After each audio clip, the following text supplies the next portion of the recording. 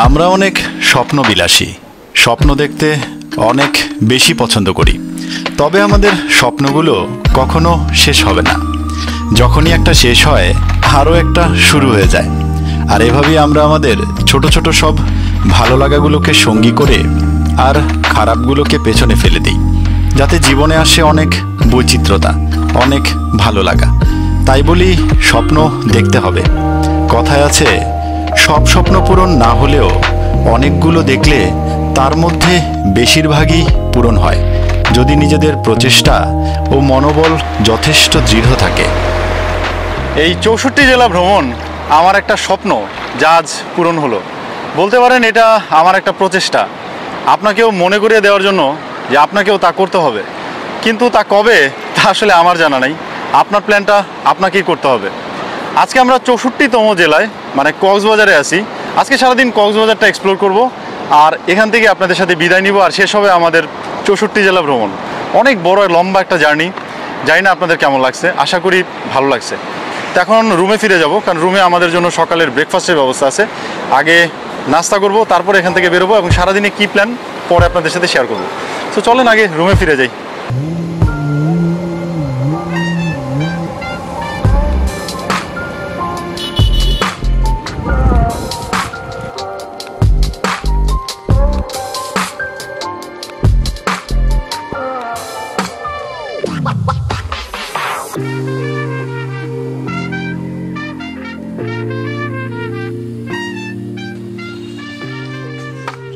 তো কালকে আপনাদেরকে তো হোটেল রুম আর ওইভাবে দেখানো হয়নি, তো আমরা একটা হোটেলে উঠছি।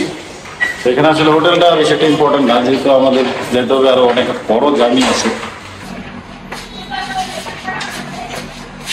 আর এই হলো আমাদের রুম, ছোটখাটো রুম। একটা সিঙ্গেল বেড আর একটা ডাবল বেড। যদি একটু এলোমেলো দেখাইতে পারো।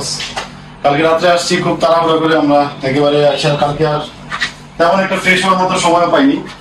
বলতে গেলে আইসা একটু সি বিচেও যাওয়া হয়েছে। আর কালকে এত স্ট্রেসফুল একটা রাইড গেছে, 204.5 কিলোমিটার রাইড করছি। বাট আমার মনে হয় আমার লাইফের আমি সবচেয়ে এক্সট্রিম রাইড করছি কালকে, মানে হিউজ একটা রাইড হয়েছে।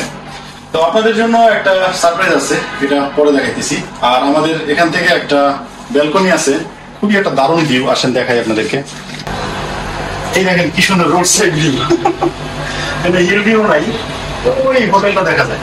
চিল আমাদের ফ্রেন্ডের বিষয় না, কারণ আমরা এমনিতেই বাইরে রাইড করবো আজকে সারাদিন, অনেক চিল করবো, কোনো সমস্যা নেই।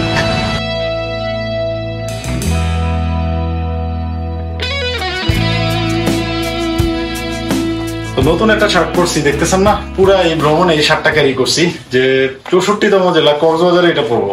তো আজকে সারাদিন এই শার্টটা পরে ঘুরবো। তো চলেন বেরোই। আর হ্যাঁ, আপনাদের সাথে কিছু শেয়ারিং আছে এই পুরো জার্নিতে, আসলে কিভাবে কি করলাম আজকে সারাদিন বিভিন্ন পয়েন্টে, এই বিষয়গুলো আপনাদের সাথে শেয়ার করব। তো আমরা একটু পরে বেরোবো। তো যাওয়ার আগে মনে হলো এই পুরো জার্নিতে আসলে তো অনেক বড় একটা জার্নি, অনেক কিছু হয়েছে এই জার্নিতে। তো ভাবলাম যে কিছু বিষয় আপনাদের সাথে একটু শেয়ার করি। আর পথিমধ্যে আসলে আজকে শেয়ারিং থাকবে, আজকে সারাদিন এরকমই থাকবে, বিভিন্ন বিষয় শেয়ার করব আর আসলে জার্নি করব। তো এই তিনজন আমরা শুরু করছিলাম আমার এই পুরো জার্নিতে। এই তিনজন আমাকে সাপোর্ট করছে বিভিন্নভাবে। আর হ্যাঁ, পরিবার তো আসলে সাপোর্ট করছেই। পরিবারের সাপোর্ট না থাকলে আসলে আমরা তিনজন কেন, আমরা কেউই আসলে আসতে পারতাম না। আমরা মোটামুটি রেডি। রুমের অবস্থা একটু এলোমেলো, রুমটা পরে গুছাবো। আর আমরা এখন মেরিন ড্রাইভ দিয়ে যাবো টেকনাফ 0 পয়েন্টে। আজকে সারাদিন শুধু শেয়ারিং সেশন থাকবে আর এক্সপ্লোর হবে কক্সবাজার। সো আর দেরি করতেছি না, চলেন আগে।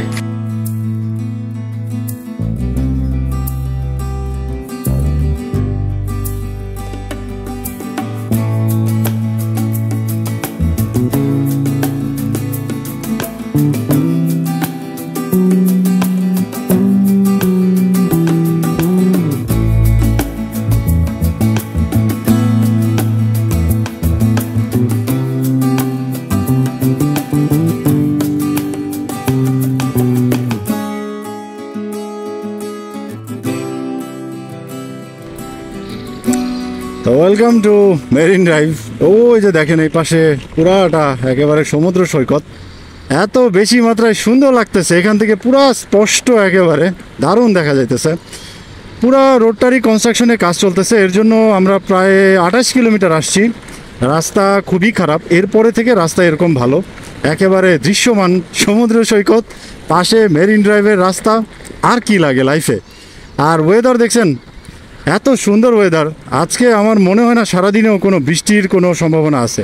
একেবারে নীল একটা আকাশ, দারুণ লাগতেছে। সৃষ্টিকর্তাকে অনেক অনেক ধন্যবাদ যে আসলে আমাদের শেষ দিনের শেষ এক্সপ্লোরটা একেবারে মানে চিল করে করতেছি, চিল চিল ভেরি চিল, খুবই ভালো লাগা কাজ করতেছে। অনেক দিনের একটা স্বপ্ন পূরণ যে মেরিন ড্রাইভে নিজের বাইক নিয়ে ড্রাইভ করব। আর 64 জেলা ভ্রমণ আমার লাইফের অনেক বড় একটা স্বপ্ন, যেটা আমরা অলরেডি পূরণ করছি। আর মেরিন ড্রাইভে আজকে বাইক ড্রাইভ করতেছি, এটাও অনেক বড় একটা স্বপ্ন পূরণের মধ্যেই পড়তেছে। ওই যে দূরে ডিম পাহাড় দেখা যাইতেছে মনে হয় তাই না? এরকম মনে হইতেছে যে ওই যে ডিম পাহাড়ের কাছে যাইতেছি আমরা। কালকে এত এক্সট্রিম রাইড হয়েছে মানে বান্দরবানে, এখনও মনে হইতেছে যে কি করলাম কালকে, সত্যি ভালো লাগছে। তবে এখন যে ড্রাইভ করতেছি রাস্তাটা এক কথায় একেবারে মানে দারুণ, একেবারে সেরা একটা রাস্তা।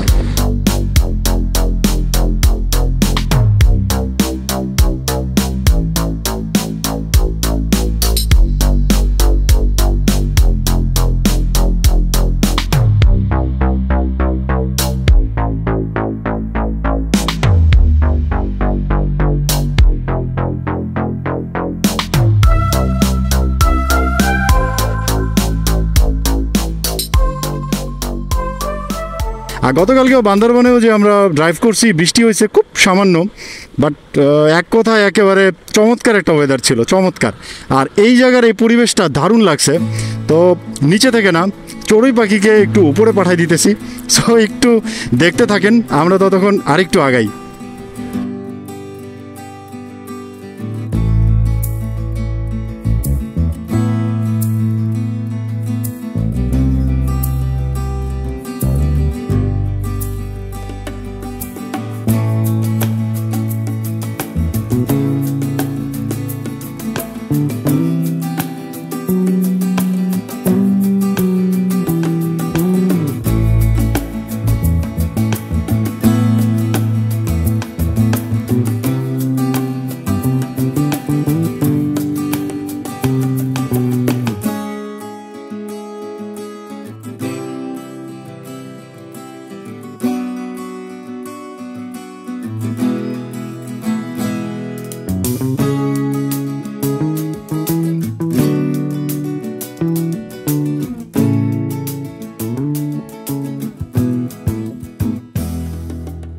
তো আমাদের এই 64 জেলা ভ্রমণের এই শেষ যে ডেস্টিনেশন আজকে কক্সবাজার, মানে 64তম জেলা। তো ভাবলাম যে পুরো এই এপিক জার্নিটার কিছু কিছু ভালো দিক মন্দ দিক একটু শেয়ার না করলে আসলেই হয় না। রুমের মধ্যে আমরা চেষ্টা করছিলাম, বাট রুমে এত আলো স্বল্পতা, এই জন্য ভাবলাম যে একদম ন্যাচারাল, যেহেতু সমুদ্রের খুব কাছাকাছি আছি, সমুদ্রের পাশে বসে আপনাদের সাথে একটু শেয়ার করি। তো প্রথম দিন আসলে যেটা হয়েছে যে প্রথম দিনই আসলে জার্নিতে আমি আসলে একটু বাইকটা স্লিপ হয়ে গেছিল, তারা দুজন চলে গেছে, কারণ রাস্তাটা আসলে সুরকি রাস্তা ছিল।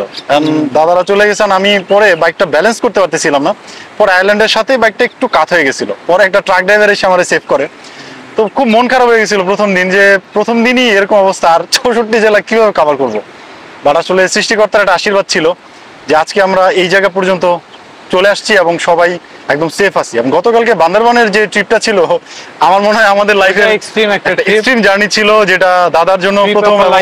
জেরিও অনেকদিন বলছিল যে আমি যাব পুরো জার্নিটাতে, মানে তবে কি একটা কমপ্লিট একটা মানে দারুণ একটা জার্নি, মানে দারুণ একটা এক্সপিরিয়েন্স ইন আওয়ার লাইফ। হয়তো নেক্সট টাইম আমরা এটা নিয়ে বেশি করে এক্সপ্লোর করবো, বান্দরবান নিয়ে এক্সপ্লোর করবো, বেশি সময় নিয়ে আসবো। আর যেটা এক্সট্রিম একটা ব্যাপার ছিল আমার ক্ষেত্রে, সুনামগঞ্জের যে মানে যে রাস্তাটা, যেটা নেত্রকোনা গেছে, সেটা এতই মানে পচা ছিল, পুরা কাঁচা রাস্তা, এটা আসলে রাস্তাই ছিল না। আমরা কিভাবে যে সেদিন গেছি, এবং রাস্তায় এমন একটা ব্রিজ ছিল একটা জায়গাতে, আমি আমার টায়ার আটকে গেছিল, দাদা সামনে পিছন থেকে জেরি অনবরত গাইড করতেছিল আমারে, যে এই যে একটু আরেকটু পিক আপ দে, মানে আমি এত ভয় পাইছিলাম সেই দিন, কারণ দুই পাশে আমার দুই পা, মানে আমি যে নামবো বাইক থেকে কোনো ধরনের উপায় ছিল না। তো তারপরও কিভাবে জানি সেদিন পার করে সেই দাদার বাসায়, সেই নেত্রকোনাতে যেখানে গেছিলাম, জায়গার নামটা ভুলে গেছি, তো খুব মজা হয়েছিল, আসলে খুব ভালো লাগছে। প্রত্যেক দিনই আসলে না নতুন নতুন এক্সপিরিয়েন্স আর ভালো লাগা কাজ করছে। আর সবথেকে কষ্ট লাগছিল নারায়ণগঞ্জ, আমি যেদিন সোলো রাইড করছিলাম, সারা রাত আমার বাইকটা বাইরে ছিল, সেদিন কেউ ছিল না ওরা, আমি একটু পর পরে যাইতে আমার বাইকটা দেখতাম, খুব ভয় লাগছিল ওই দিন।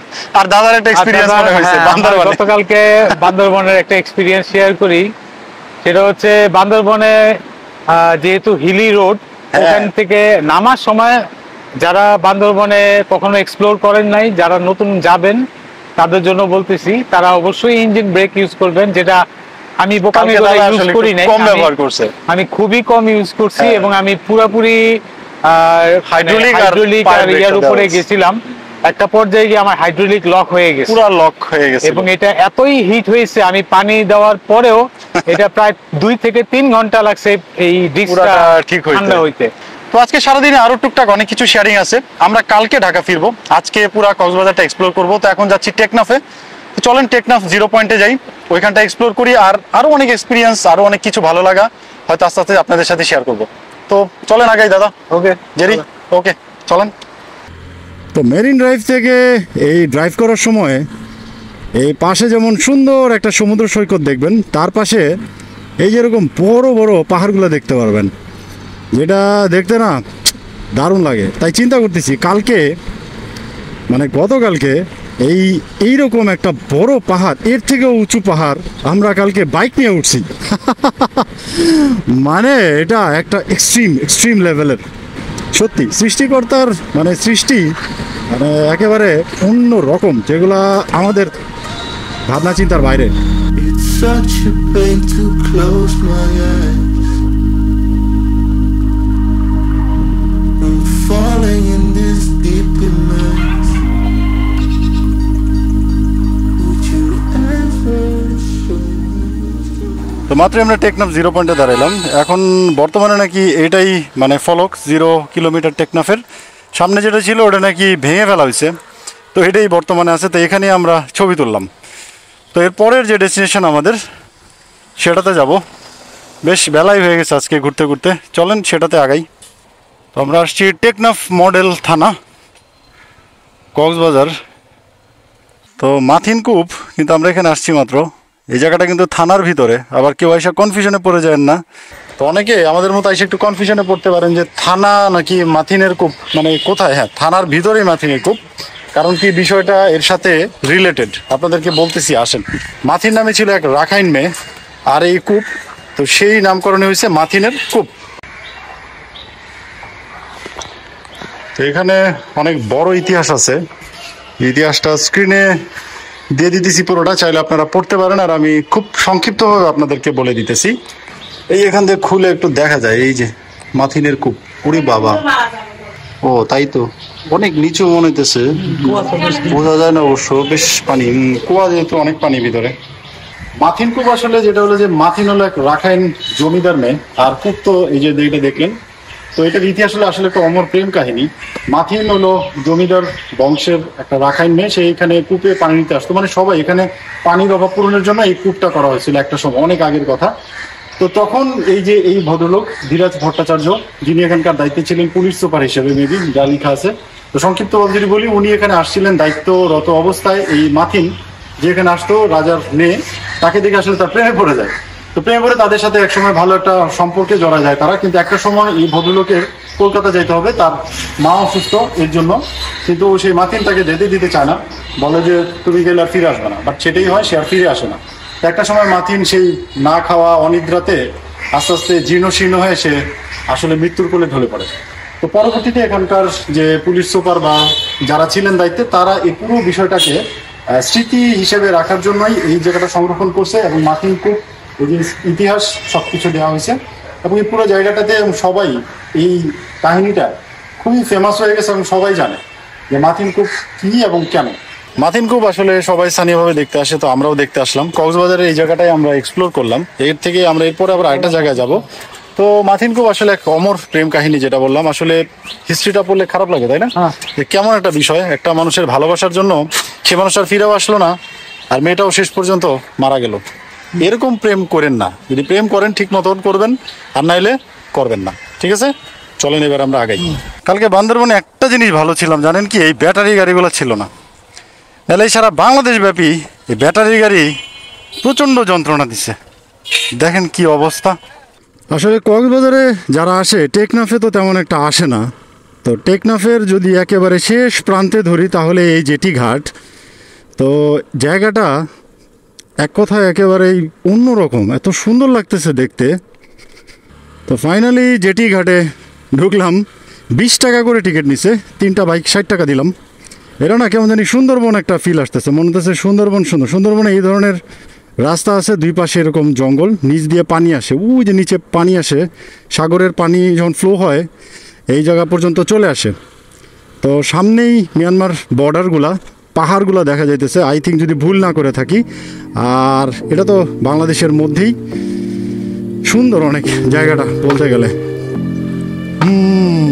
ওয়াও, এক কথায় একেবারে অসাধারণ।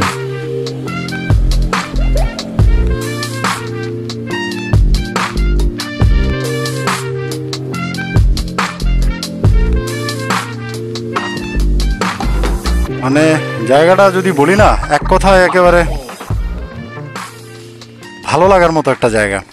ওই মিয়ানমার বর্ডার এগুলো, আর নাফ নদী যেটা যায় মিশছে সমুদ্রতে। বাট নদীটা এখন শান্ত আছে একটু, বাট বর্ষাকাল তো এটার আসল চিত্র দেখা যাবে যখন একটু আকাশ গ্লোমি থাকবে। কাপ্তায় লেগে যেটা দেখছিলাম মনে আছে, ঠিক সেরকম। তো শীতকালে আসলে কিন্তু নদীগুলো পুরাই শান্ত থাকে, বাট বর্ষায় কিন্তু আসলে সব সৌন্দর্য, এই নদী বলেন, প্রকৃতি বলেন, সবুজ সব কিছু কিন্তু অনেক বেশি মাত্রায় ভালো লাগে বর্ষাকালেই।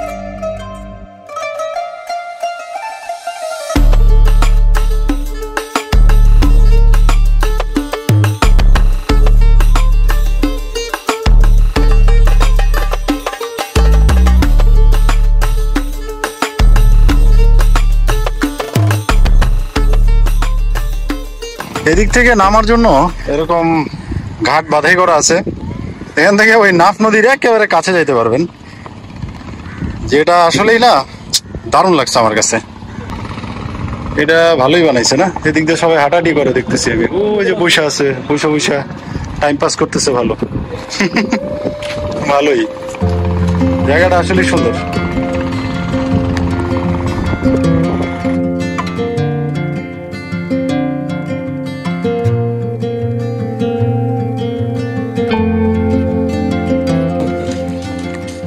আমি আর দাদা সাঁতার পারি না, তো আমাদের একটু ভয় লাগে। যেটি আবার সাঁতার পারে এর জন্য একটু বেশি তার আগ্রহ বেশি। আরো বেশি যাইতে চাস? যা, এখন আবার ভয় পাই, যেতে চায় না। না, সাহস আছে, থাক, ঠিক আছে, সাহস আছে, আসো আসো আসো। ওরে বাবারে, পুরাই এক্সপ্লোর করতেছে, পুরা নাফ নদীর উপরে এই স্থাপনা। আসলে এটা সুন্দর, যদিও আমার এদিকে হাঁটার মতো সাহস হবে না, পানিতে বেশ ভয় লাগে। তো জায়গাটা দেখে অনেক বেশি মাত্রায় ভালো লাগতেছে, মনে হতেছে না যে জার্নি শেষ, মনে হতেছে না আরো আছে, তাই না? বাট আজকেই কিন্তু শেষ। আর এই পুরো জার্নিতে যে আমাকে সবচেয়ে বেশি হেল্প করছে এই বাইকটা, ফেজার ভার্সন 2।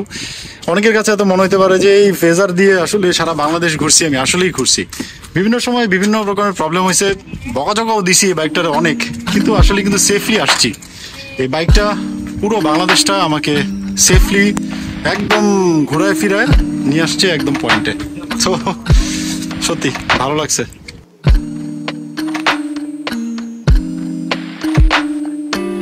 জায়গাটা বলতে গেলে অনেক বেশি মাত্রায় সুন্দর, যা আমাদের তিনজনের মনে এনেছে অনাবিল শান্তি আর অনেক ভালো লাগা। 64 জেলা সম্পূর্ণভাবে শেষ করতে পারাটা ছিল আমার জীবনের একটা বড় অধ্যায়, যা আজ শেষ হবে। জানি না আর কখনো এমনটা সুযোগ হবে কিনা, তবে এই পুরো সফরে বাংলাদেশটাকে যতটুকু সামনে থেকে দেখলাম তা কখনোই ভুলবার নয়। যদি কখনো আবার এমনটা সুযোগ হয়, হয়তো বেরিয়ে পড়ব নির্দ্বিধায়। আর হলো এই সমুদ্র, দুইটাই আমাদের মনকে অনেক সুইং করে। যখন আপনি একা থাকবেন এই সমুদ্রের সামনে অথবা এই পাহাড়ে, দেখবেন যে অনেক কিছুর ভাবনার মধ্যে আপনি পড়ে যাবেন, ক্ষমা করতে ইচ্ছা করবে, কেন জানি রাগ আপনি হইতে পারবেন না। দেখেন ট্রাই করে। আর যখন অনেক বন্ধু বান্ধবের মহলে থাকবেন, তখন কিন্তু আপনার খালি মন চাইবে কি এই সাগরে নামি ঝাপাঝাপি করি, মজা করি, আর ওই পাহাড়ের চূড়া থেকে ছবি তুলবেন, এইটা সেটা অনেক কিছু মানে সব কিছু না কেমন জানি চেঞ্জ হয়ে যায়। এই দুইটা পরিবেশে আসলে আপনার মন, মুড সব কিছু না সুইং করবে।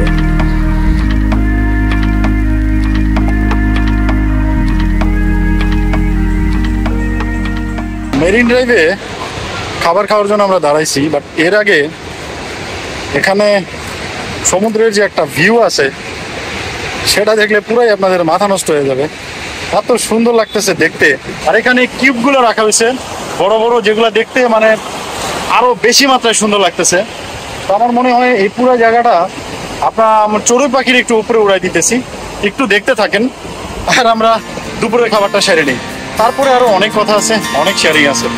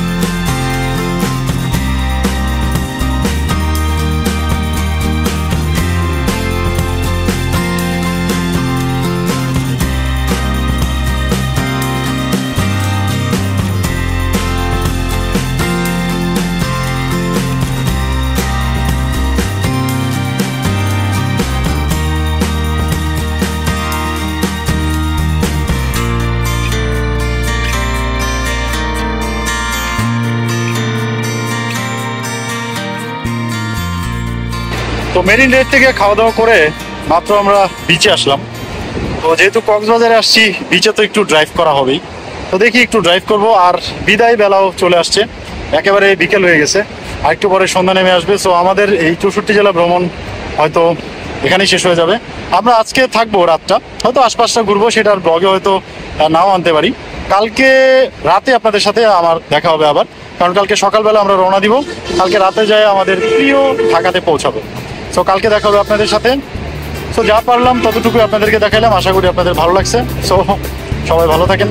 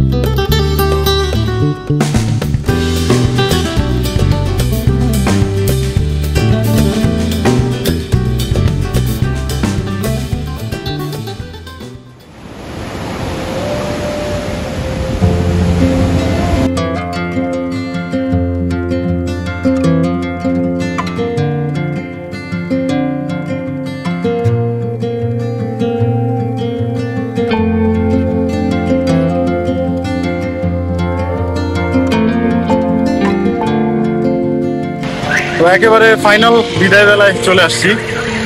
আমরা যাত্রাটা শুরু করছিলাম ঢাকার জাতীয় সংসদ ভবন থেকে, তবে যেহেতু বাজতেছে 11:15, আমরা সকালে রাইড শুরু করছিলাম 10:05 থেকে, আর এখন বাজতেছে 10:45, তার মানে অলমোস্ট 12 ঘন্টারও বেশি সময় লেগে গেছে।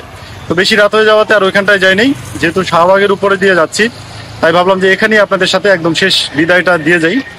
পুরা জার্নিটা কেমন লাগছে খালি ছোট করে? পুরো জার্নিটা আসলে একটা অ্যামেজিং জার্নি, মানে আসলে না ঘুরলে বোঝা যায় না যে ঘোরার যে মজাটা, এবং এই যে প্রকৃতির যে নানান রকম চেঞ্জ আসে, এবং আপনার যে আপনার আপস এন্ড ডাউন, রাস্তার যে উঠানামাগুলা, আঁকা বাঁকা রাস্তা দিয়ে চালাইলাম, এই একটা দারুণ একটা এক্সপিরিয়েন্স হয়েছে। এটা ঢাকা সিটিতে আসলে এই এক্সপিরিয়েন্সটা করা যাবে না কোনোদিন, যতদিন আমরা না ঘুরবো। সেটাই, সবাই ভালো থাকুক, সেটাই, এবং বাইকাররা সবাই ঘুরুক, আমাদের ইনফ্লুয়েন্সড হোক, এবং আরো ঘোরাঘুরি করুক, নতুন নতুন ভিডিও দেখ, আমরাও দেখবো, লাইক দিব। So best of luck to everyone. Okay, thank you দাদা।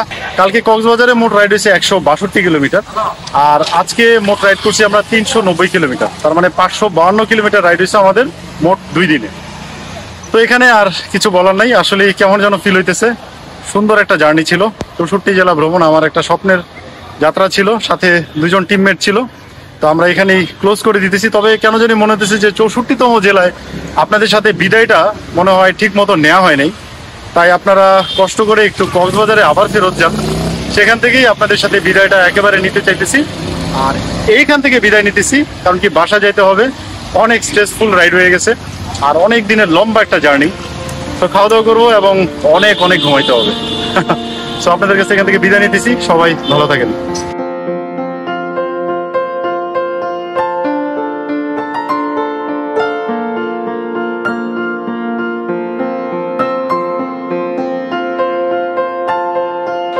তো বেশ অন্ধকার হয়ে গেছে, সমুদ্রের পাশে আছি। তো ঢাকা ফিরতেও আমাদের মনে হয় বেশ দেরি হয়ে গেছে, তাই না? তো এন্ডিংটা আসলে সুন্দর হয় নাই, তখন খুব তাড়াহুড়ো করে এন্ডিং দিছিলাম আপনাদের, বাট মনে হলো যে একটু সুন্দর করে এন্ডিং দেই।